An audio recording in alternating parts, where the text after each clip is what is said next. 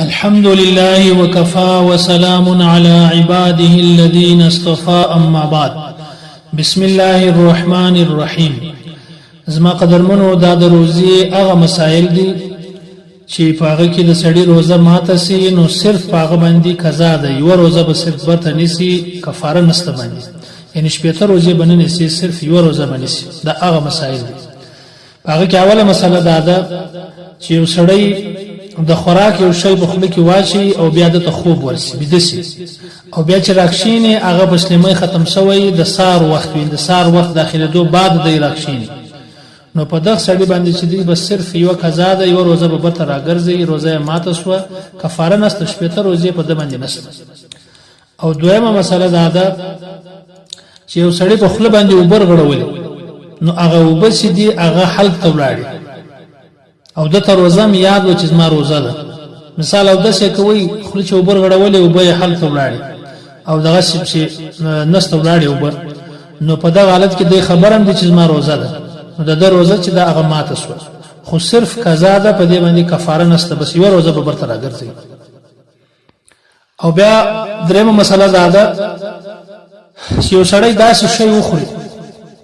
چې هغه عام طور خلک نه خوري، د خوراک شي نه وي، نه څوک د خوراک د پاره استعمالي او نه څوک د دوايي د پاره استعمالي. لکه کوشنی ډبره په خله کې واچول تیر کړ، یا وسپینه تیر کړ، یا کاغذ وخړی، یا اوړه وخړل، یا پنبه وخړل،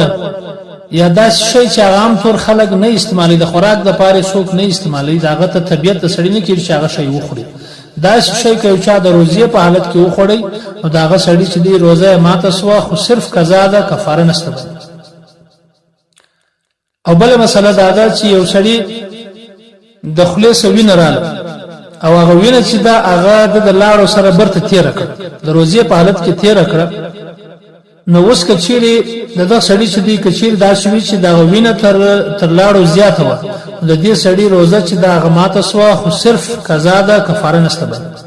او کچيري تا وینه تر لاړو کم و، بیا روزه نه ماتیږي په دې باندې. او بل مسله دا ده چې یو سړی په یې سره خوراک وکي یا یو وچلي او دا په یې سره وچلي او بیا دا خیال وکي چې ما خو روزه و نو ما خدا شی خوراک نه وکي یا نو وچلي، زما روزه ماته شو، خپل دا فیصله وکړه چې زما روزه ماته شو، حالانکه په دې باندې روزه نه ماتېږي، په یاره سره مخکې دا مسله بیان کړې ده. خدای وایي چې یا روزه ماته شو، خپل دا فیصله وکړه، داغه بعد بیا راولار شو چې روزه خو هغه ماته شو، بس قصدن بل شی په وخړل یا وبو چلی یا خوراک وکي، نو روزه نور په ماته، نو د دغه سړي باندې بیا صرف قضا ده، کفاره په دې باندې نشته. بل مسله دا ده ک یو سړی الټي واله کوي وکي او د خپل ګمان مطابق دا فیصله وکړه چې زما روزه ماته شو، حالانکه په الټي باندې خو روزه نه ماتېږي، هغه دوه شروطو باندې ماتېدله. اوس دا فیصله وکړه چې زما روزه ماته شو، داغه بعد قصدن بیا راولار شو، بیا خوراک شو، روزه سم ماته، د دغه سړي باندې صرف قضا ده، یو روزه برابرځي، کفاره په دې سړي باندې نشته. ایو سړی دی هغه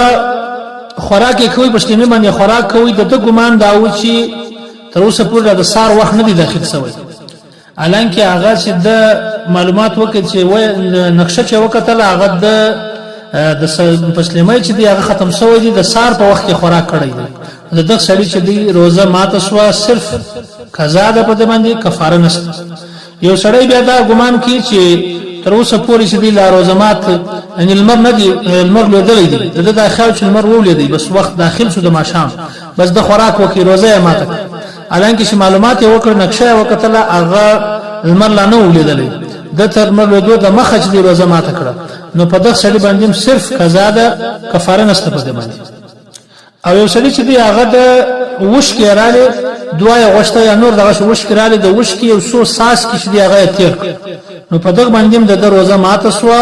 خو صرف یو قضا ده، کفاره نشته باندې. او دغه یو مسله ډیره مشهور ده، اکثره خلک په غلط فهمي کې دي، یعنی خلک وایي چې د روزي په حالت کې چې یو سړی غسل کوي، یعنی احتلام وسی،